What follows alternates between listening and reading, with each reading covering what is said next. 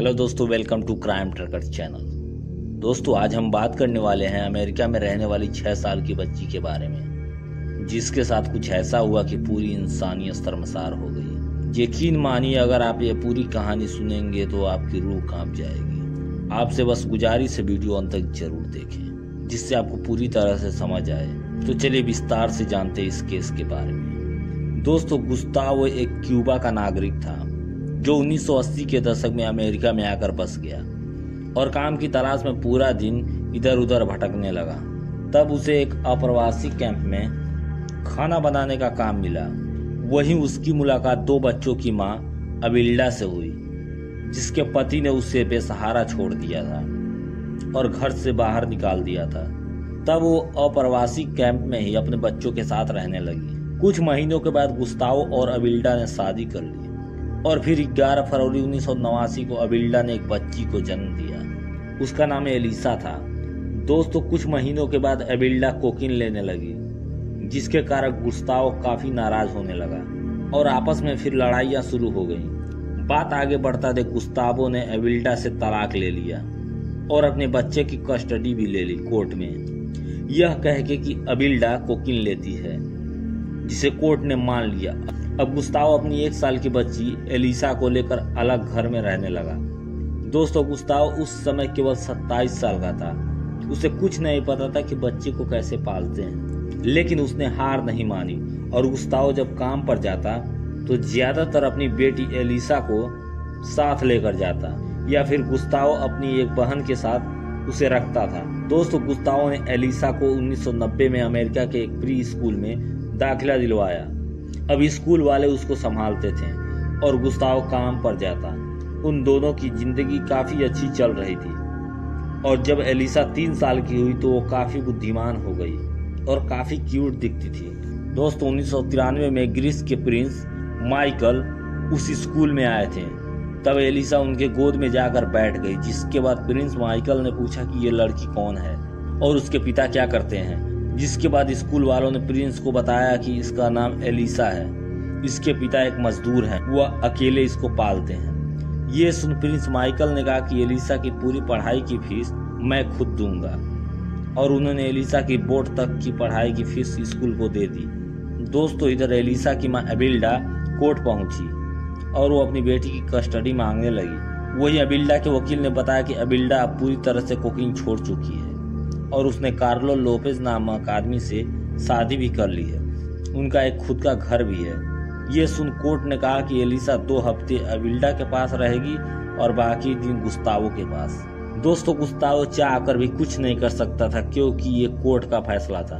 वहीं जब एलिसा अपनी माँ के पास गई तो उसकी माँ उसे अपने दूसरे बच्चों से अलग रखती, एक कमरे में बंद करके, और उसे मारती पीटती थी। हालांकि जब एलिसा अपने स्कूल आती तो स्कूल वाले कहते कि एलिसा तुमको ये सब चोट कैसे लगी, जिस पर एलिसा कहती कि मम्मी ने मारा है। वही जब ये सब बातें एलिसा के पिता गुस्तावो को लगी तो वो फिर कोर्ट में गए और उन्होंने कोर्ट में कहा कि एलिसा की माँ अबिल्डा एलिसा को मारती पीटती है। जिसके बाद एलिसा ने कहा कि हाँ, मेरी माँ मारती थी। दोस्तों, कोर्ट ने कहा कि एलिसा केवल 1 हफ्ते ही अबिल्डा के पास रहेगी, बाकी हफ्ते गुस्तावो के साथ। वहीं एलिसा अपनी मम्मी के साथ नहीं रहना चाहती थी, लेकिन कोर्ट एलिसा की एक बात नहीं सुनती थी। फिर अबिल्डा कोकीन लेती और फिर एलिजा को बहुत मारती, जिसकी वजह से हमेशा हंसने वाली एलिसा मुस्कुराना भूल गई और अपने पिता के पास आई तो वो बेड पर ही मल मूत्र करने लगी, क्योंकि उसकी माँ अबिल्डा उसे इतना डराती और मारती कि वो डर के मारे अपना आपा खो देती। वहीं जब गुस्तावो को यह बात पता चली कि अबिल्डा उसकी बच्ची को मार देगी तो गुस्तावो अपनी बच्ची को लेकर क्यूबा भागने की प्लानिंग करता है। दोस्तों, इस बीच गुस्तावो काफी मेहनत करके पैसा इकट्ठा करता है और 26 मई 1994 को क्यूबा जाने के लिए हवाई जहाज का 2 टिकट भी लेता है। हालांकि वो अपनी बच्ची को लेकर क्यूबा जाता, उसके 4 दिन पहले ही गुस्तावो काफी बीमार हो जाता है और 26 मई 1994 के ही दिन गुस्तावो की मौत हो जाती है, फेफड़ों के कैंसर की वजह से। दोस्तों, अब कोर्ट ने एलिसा की पूरी जिम्मेदारी अबिल्डा को सौंप दी। वही काफी ज्यादा मारने पीटने लगी एलिसा को, और जब एलिसा स्कूल जाती तो स्कूल में ही मलमूत्र करने लगी, अपना बाल नोचने लगती। एक तरह से कहें तो पागल जैसा व्यवहार करने लगी। वहीं जब स्कूल वालों ने कोर्ट में अबिल्डा के खिलाफ केस किया तो कोर्ट ने इस पर कुछ ज्यादा ध्यान नहीं दिया और बस अबिल्डा को एक नोटिस देकर छोड़ दिया, जिसके बाद अबिल्डा एलिसा का नाम उस प्राइवेट स्कूल से हटवाकर एक सरकारी स्कूल में लिखवा दिया। दोस्तों, उस सरकारी स्कूल वालों ने देखा कि दिन प्रतिदिन एलिसा के शरीर पर काफी चोट के निशान दिखने लगे हैं, तो उस सरकारी स्कूल वालों ने फिर कोर्ट में इसके खिलाफ शिकायत की। हालांकि ताज्जुब की बात है, कोर्ट ने भी इसे इग्नोर कर दिया और अबिल्डा अपनी मनमानी करती रही एलिसा के साथ। दोस्तों, अबिल्डा ने एलिसा का नाम उस सरकारी स्कूल से भी हटवा दिया और अब एलिसा को अपने घर के एक कमरे में बंद करके रखने लगे। अबिल्डा एलिसा को उसी कमरे में मल मूत्र करने के लिए मजबूर करती, उसे कम खाना देती। वहीं अबिल्डा एलिसा के योनि और गुदा में टूथब्रश डाला करती थी और फर्श पर पोछा लगाने के लिए एलिसा की मुंडी रगड़ा करती थी। कसम से दोस्तों, ये सब सोचकर ही रूह कांप जाती है। हालांकि ताज्जुब की बात है, अबिल्डा के पड़ोसी इस बात को जानते थे कि अबिल्डा एलिसा को मार रही है दिन प्रतिदिन, लेकिन किसी ने इसकी शिकायत पुलिस में दर्ज नहीं करवाई।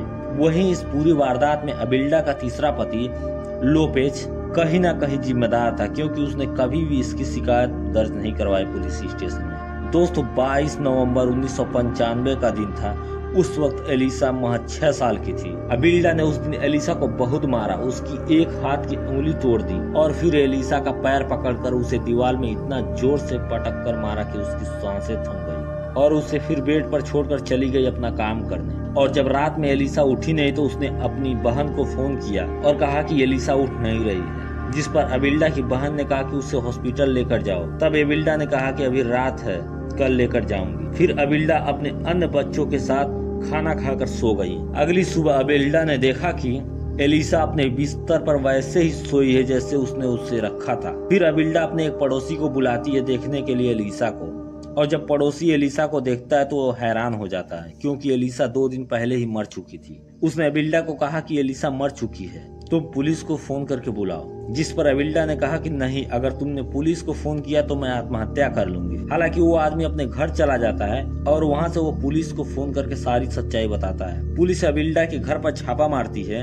और अबिल्डा को गिरफ्तार कर लेती है और एलिसा की बॉडी पोस्टमार्टम के लिए हॉस्पिटल भेज दी जाती है। पोस्टमार्टम रिपोर्ट में काफी चौंकाने वाले खुलासे किए गए, जैसे एलिसा की अंगुली की हड्डी टूट चुकी थी, वहीं उसके दिमाग की नसें फट चुकी थी चोट की वजह से, और एलिसा के योनि और गुदा फटे हुए थे। ये सब रिपोर्ट जब कोर्ट में पेश किए गए तो अबिल्डा को आजीवन कारावास की सजा सुनाई गई। वहीं अबिल्डा के तीसरे पति लोपेज को 4 साल की सजा सुनाई गई। अमेरिकन लोगों ने पुलिस, कोर्ट और उनके पड़ोसियों के खिलाफ काफी जोरदार प्रदर्शन किए। उन्होंने कहा कि आखिर कोर्ट ने इतनी शिकायत मिलने के बाद भी अबिल्डा को बच्चे की कस्टडी कैसे दे सकती है। वही एलिसा को पूरे सम्मान के सहित दफनाया गया और उस अंतिम यात्रा में ग्रीस के राजकुमार माइकल भी आए थे। उन्होंने इस पर बहुत दुख जताया था। दोस्तों, आपकी नजर में एलिसा के मौत के जिम्मेदार कौन थे? आप हमें कमेंट के माध्यम से जरूर बताएं, और अगर हमारी मेहनत आपको पसंद आई हो तो हमारे क्राइम ट्रैकर चैनल को लाइक करें, सब्सक्राइब करें। ऐसी वीडियो देखने के लिए धन्यवाद। जय हिंद, वंदे मातरम।